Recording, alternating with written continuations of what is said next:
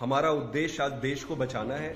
आम आदमी party important नहीं है, देश इंपॉर्टेंट है। लेकिन ये देखना पड़ेगा कि भारतीय जनता पार्टी को कौन और कैसे हरा सकता है। जैसा कि आप सभी को मालूम ही है कि जब पहली बार इंडिया अलायंस के आइडिया को देश के सामने लाया गया था तो पूरा देश उत्साहित हुआ था।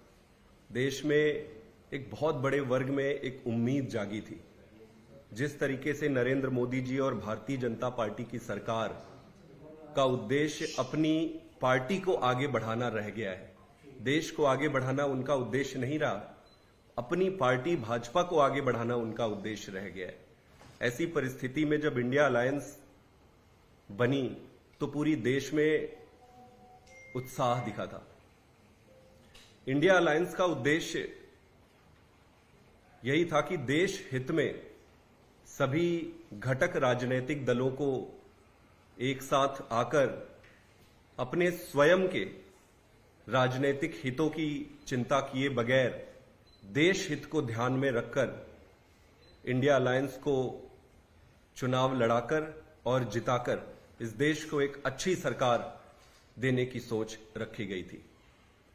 हम भी जब इस अलायंस में आए तो हमारी भी एक ही मंशा थी कि अपने हितों का नहीं सोचना है, अपनी पार्टी के हितों के बारे में नहीं सोचना है, देश के बारे में सोचना है। देश इंपॉर्टेंट है, पार्टी इंपॉर्टेंट नहीं है। इसी उद्देश्य से हम भी इस अलायंस में आए। आज शुरू में ये कहना चाहता हूं कि हम पूरी ताकत से, पूरी ईमानदारी से और पूरी लगन से इस अलायंस के हिस्सा है और इस अलायंस को सफल बनाने के लिए जो कुछ भी लगेगा, ईश्वर ने हमें जितनी भी शक्ति दी है उसके हिसाब से हम पूरी ताकत से इस पे लगेंगे। लेकिन आप ये समझो कि इस इंडिया अलायंस का उद्देश्य है क्या?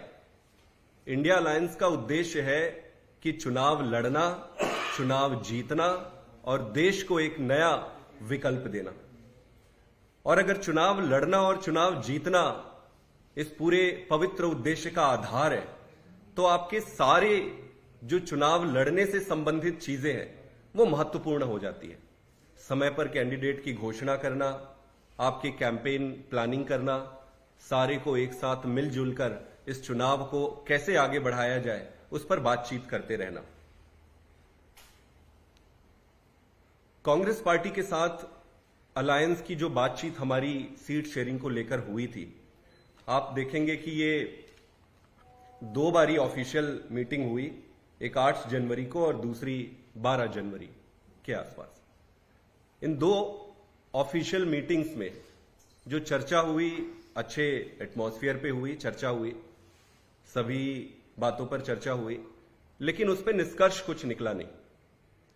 आप देखेंगे कि इन दो ऑफिशियल मीटिंग के अलावा पिछले 1 महीने में कोई भी मीटिंग नहीं हुई है।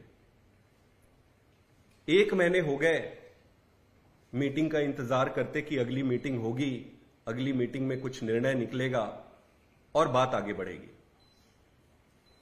हमें बताया गया कि यात्रा चल रही है कांग्रेस पार्टी की, इसलिए शुरू में लेट हो रहा है, 2 दिन लेट होगा, 3 दिन लेट होगा। हम इंतजार करते रहे।